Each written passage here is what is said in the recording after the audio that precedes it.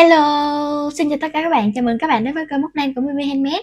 Hôm nay Mimi sẽ hướng dẫn cho các bạn móc một cái chiếc lót ly hình bé cừu như thế này, rất là xinh xắn và dễ thương và cực kỳ dễ móc luôn. Mình hy vọng là các bạn sẽ yêu thích cái mẫu lót ly này nha. Nếu mà các bạn yêu thích các bạn nhớ nhấn like video này giúp mình và bình luận ở phía bên dưới ủng hộ Mimi bằng một cái lượt đăng ký kênh nha các bạn. Mình cảm ơn các bạn rất nhiều luôn. Và bây giờ chúng ta sẽ cùng bắt đầu móc nha. Với cái lót ly cừu này thì các bạn sẽ sử dụng len sợi tự do nha. Mình sẽ sử dụng len Micotong của 125g, cỡ len là 2mm ha. Cái này là mình phối màu nâu với lại màu trắng kem. Còn cái thứ hai mình sẽ phối màu tím với lại màu trắng luôn nha. Và kim móc mình sử dụng sẽ là kim móc 2.5mm cho ra cái size ở phía trong này nè các bạn. Phần màu nâu là 10cm ha. Mình không tính cái phần màu trắng. Thì 10cm này thì đựng lót được đa số cái ly rồi ha các bạn. Nó kể cả những cái mà ấm trà với cái dung tích nhỏ nhỏ luôn á. Và các bạn chuẩn bị cho mình thêm một ít len màu đen để mà chúng ta trang trí ha, cái cắt len cũng như là kim khâu len. Bây giờ các bạn sẽ lấy cái len màu chính ra để mà chúng ta làm một cái vòng tròn, đưa kim móc vào vòng tròn, kéo len qua, móc lên 2 mũi móc xích. Bây giờ chúng ta sẽ móc vào vòng tròn này 13 mũi móc kép. 1 2 3 4 5 6 7 8 9 10 11 12 13. Sau đó các bạn sẽ kéo cho nó khít lại và chúng ta sẽ trượt mũi vào cái chân móc đầu tiên. Và bây giờ chúng ta sẽ móc cái hàng móc thứ hai luôn ha. Các bạn sẽ kéo lại một lần nữa và định hình lại để cho nó bằng như thế này nè các bạn. Móc lên 2 mũi móc xích, móc vào cái chân móc đầu tiên này 2 mũi móc kép cùng một chân. Chân thứ hai tương tự.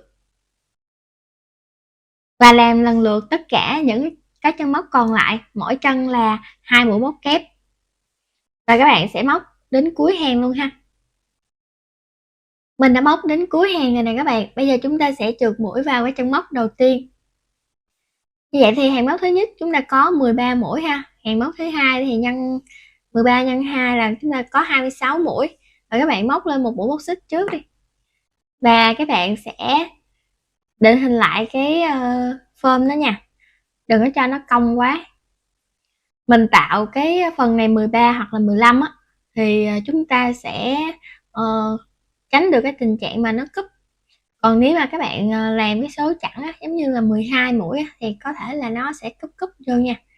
Nếu mà các bạn muốn tăng size thì tăng cái vòng tròn này lên 15 mũi móc kép ở cái hàng đầu tiên ha. Rồi bây giờ các bạn sẽ móc lên 2 mũi móc xích, đâm kim vào cái chân móc đầu tiên, móc một mũi móc kép. Chân móc thứ hai móc 2 mũi móc kép cùng một chân. Rồi bây giờ chúng ta sẽ lặp lại cái cụm 1 kép tới 2 kép này đến cuối hàng luôn ha. 1 kép, 2 kép.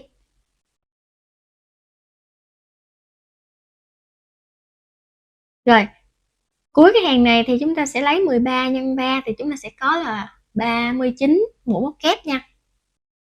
Mình đã móc đến cuối hàng móc thứ ba nè các bạn. Bây giờ chúng ta sẽ trượt mũi và kết hàng. Móc lên hàng móc thứ tư, các bạn sẽ móc lên 2 mũi móc xích, đâm kim vào cái chân móc đầu tiên, móc một mũi móc kép. Chân móc thứ hai, một mũi móc kép. Chân móc thứ ba, 2 mũi móc kép cùng một chân. Và các bạn sẽ móc lặp lại cái cụm này đến cuối hàng, 1 kép tới 2 kép. 1 kép, 1 kép và 2 kép. Móc đến cuối hàng luôn ha. Mình đã móc đến cuối hàng móc thứ tư rồi nè các bạn. Bây giờ chúng ta đã có được là 52 chân móc ha. Móc lên một mũi móc xích. Bây giờ chúng ta sẽ đâm kim vào nửa cái nhánh bên ngoài để chúng ta móc những cái mũi móc đơn ha. Bây giờ các bạn sẽ móc cái chân móc đầu tiên vào nửa cái nhánh bên ngoài một mũi móc đơn. Bây giờ mình sẽ đọc ở đây là một đơn ha, đây là đơn thứ hai nè, rồi 3. Cái mũi thứ ba các bạn sẽ móc là 2 mũi móc đơn cùng một chân. Cái mũi thứ tư và mũi thứ năm thì mỗi chân là một đơn.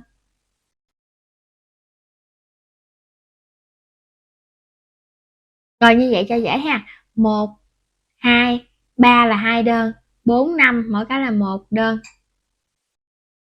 1 2 3. 3 là nhớ 2 đơn ha. 4 5. Rồi các bạn lặp lại cái cụm này đến cuối hàng luôn. 1 nè, 2 3 4 5. Móc đến gần cuối hàng thì còn 2 chân móc, các bạn sẽ móc vào cái chân móc kế cuối một mũi móc đơn, chân móc cuối 2 mũi móc đơn cùng một chân. Và bây giờ các bạn sẽ trượt mũi vào nửa cái nhánh bên ngoài của cái hàng mũi móc đơn này ha. Rồi bây giờ các bạn sẽ lại móc lên một mũi móc xích, đâm kim vào nửa cái nhánh bên ngoài này, các bạn sẽ móc một mũi móc đơn. Chân thứ hai cũng vào nửa cái nhánh bên ngoài, một mũi móc đơn.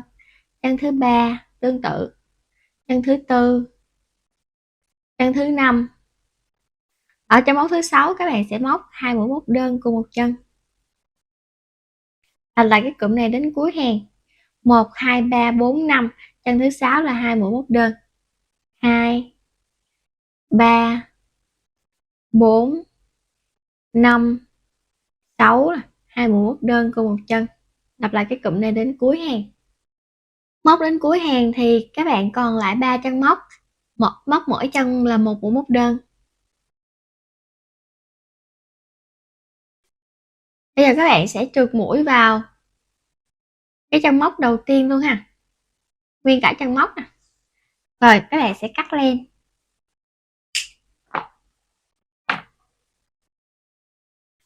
Định hình lại cái phơm. Lấy kim khâu len. Chúng ta sẽ giấu cái cọng len này đi.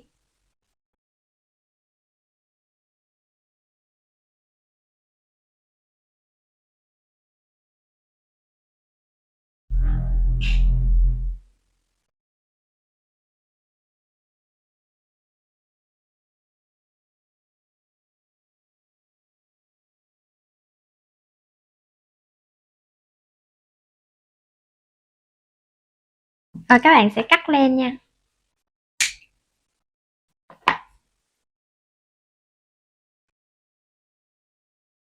Cái cọng này thì các bạn cũng sẽ cắt giấu rồi chúng ta sẽ cắt bỏ luôn.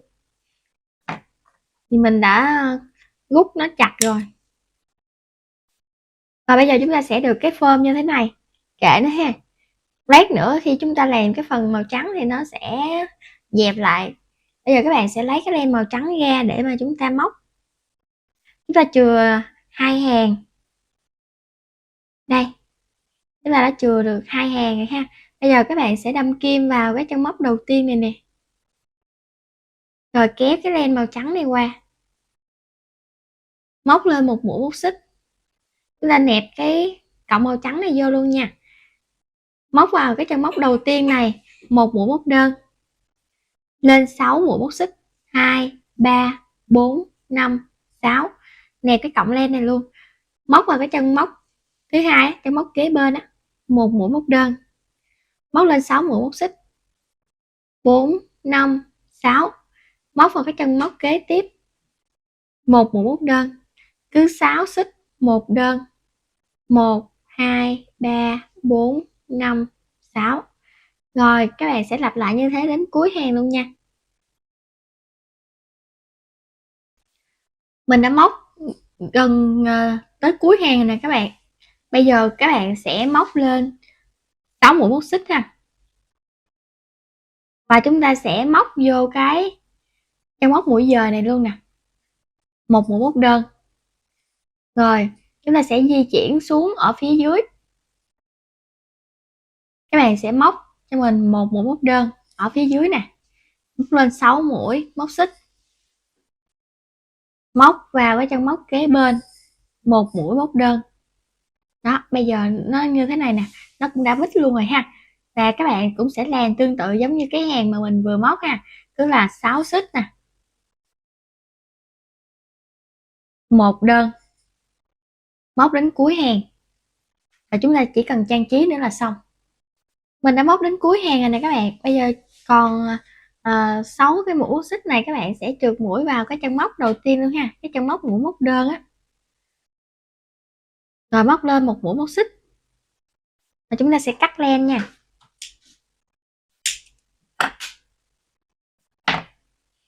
kéo rút nó lại. Rồi bây giờ chúng ta sẽ giấu,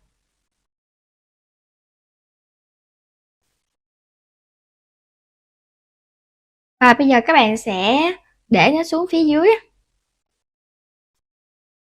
rồi chúng ta sẽ giấu ở dưới luôn ha.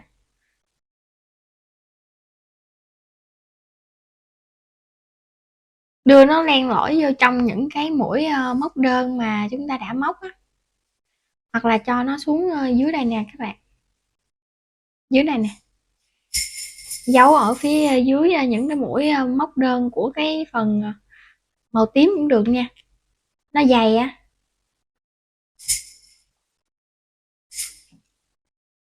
Rồi các bạn sẽ cắt len. Bây giờ chúng ta sẽ lấy cái phần làm hai cái lỗ tai trước đi ha các bạn. Chúng ta sẽ móc tạo một cái vòng tròn, rồi chúng ta sẽ móc vô vòng tròn này một mũi móc xích nha. Rồi bây giờ chúng ta sẽ móc vào đây 6 mũi móc đơn, 2 3 4 5 6. Rồi các bạn sẽ kéo cho nó khít lại, chúng ta sẽ trượt mũi vào cái chân móc đầu tiên. Ở hàng móc thứ hai thì chúng ta cũng sẽ tăng mũi giống hệt như ở đây, nhưng mà chỉ thay là mũi móc đơn thôi. Móc lên một mũi móc xích, đâm kim vào chân đầu tiên, móc 2 mũi móc đơn cùng một chân. Những cái chân móc còn lại các bạn cũng sẽ móc tương tự luôn ha, và chúng ta sẽ móc đến cuối hàng. Mình đã móc đến cuối hàng rồi nè các bạn. Bây giờ chúng ta sẽ trượt mũi vào cái chân móc đầu tiên. Hồi nãy mình quên hai cái lỗ tai các bạn. Bây giờ chúng ta sẽ móc lên một mũi móc xích nha, đâm kim vào cái chân móc đầu tiên, móc một mũi móc đơn, chân móc thứ hai, 2 mũi móc đơn cùng một chân, lặp lại cái cụm này đến cuối hàng. Mình đã móc đến cuối hàng rồi, bây giờ chúng ta sẽ trượt mũi vào cái chân móc đầu tiên, sau đó móc lên một mũi móc xích và cắt len, kéo rút nó lại, kéo cái này cho nó chắc lại, và chúng ta sẽ lấy cái len màu trắng ra. Các bạn sẽ đâm kim vào cái chân móc bất kỳ, kéo cái len màu trắng, móc lên một mũi móc xích, đâm kim vào cái chân móc đó, móc một mũi móc đơn, kéo cái cọng này cho nó khít lại. Rồi bây giờ các bạn sẽ nẹp cái phần màu trắng vào luôn ha, móc vào cái chân móc kế bên một mũi móc đơn, những cái chân móc còn lại mỗi chân là một mũi móc đơn. Các bạn sẽ móc đến cuối hàng luôn ha. Tới cái chỗ này nè, các bạn có thể là nẹp cái phần màu tím này vô luôn nha, mỗi chân là một mũi móc đơn đến cuối hàng. Móc đến cuối hàng thì chúng ta sẽ trượt mũi vào cái chân móc đầu tiên này, móc lên một mũi móc xích và cắt ra một cái đoạn len để mà chúng ta một lát nữa chúng ta sẽ khâu vào trong cái sản phẩm luôn. Cái chỗ này nè các bạn sẽ cắt bỏ luôn ha, rồi làm cho mình thêm một cái lỗ tai như thế này nữa, rồi các bạn là ốp lại cái này, rồi một lát nữa chúng ta sẽ khâu lại như thế này ha. Bây giờ chúng ta sẽ lựa chọn cái điểm để mà gáp hai cái lỗ tai vô ha. Bây giờ cái chỗ này là chỗ kết hàng nè, mình sẽ để nó ở phía dưới và mình sẽ gắn hai cái lỗ tai ở phía trên này, đây là đây.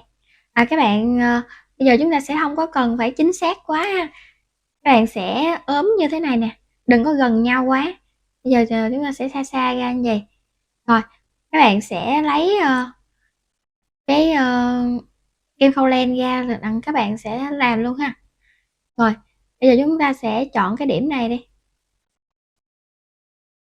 các bạn ốm sao mà nó thấy nó hợp lý là được nha. Rồi vì cái lót ly mà cho nên là ưu tiên cho cái lỗ tai này nó sẽ nằm ở phía trên chứ không có nằm như thế này ha. Đó, bây giờ chúng ta sẽ mai làm sao mà cho nó quay lên trên là được à. Rồi các bạn sẽ đâm kim ở phía dưới nè, luồn lên, rồi bên đây và các bạn đưa nó xuống nha. Đó, rồi như vậy là nó cố định rồi nè. Rồi bây giờ các bạn sẽ làm thêm lần nữa đi.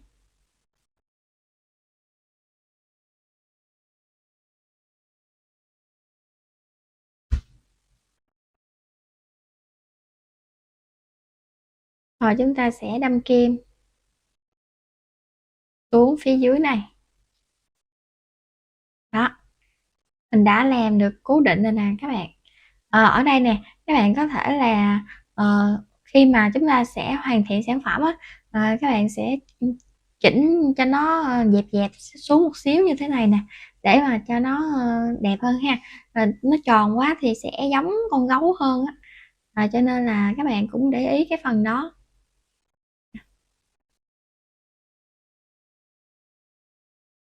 Rồi bên kia các bạn cũng sẽ làm tương tự ha. Khi mà các bạn khâu gáp vô cho nó xong rồi thì chúng ta sẽ quay xuống phía dưới nè và chúng ta sẽ giấu nó ở phía bên đây, hoặc là các bạn sẽ đưa lên trên cái phần màu này nè, đây, đưa nó lên trên như thế này nè, rồi chúng ta sẽ giấu vô cái màu trắng ha. Đó, mình giấu làm sao cũng được hết á. Rồi đó, rồi bên đây thì các bạn sẽ làm phần này, rồi lấy màu đen ra mình sẽ hướng dẫn cho các bạn thêu nha. Các bạn sẽ lấy cái len màu đen á và chúng ta sẽ sử dụng 3 sợi thôi ha, một cộng nó có 5 sợi, mình sẽ tách sợi nó ra.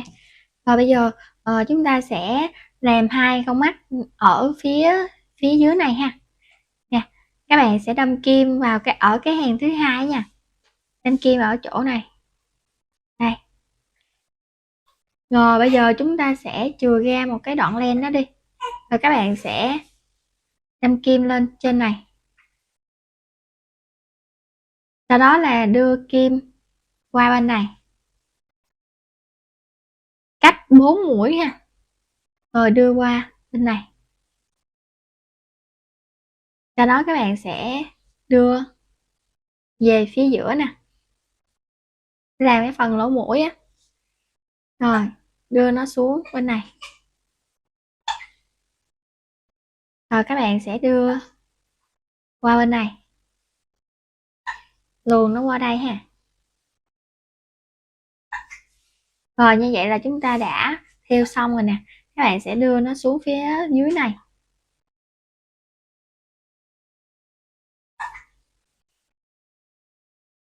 rồi gút nó lại.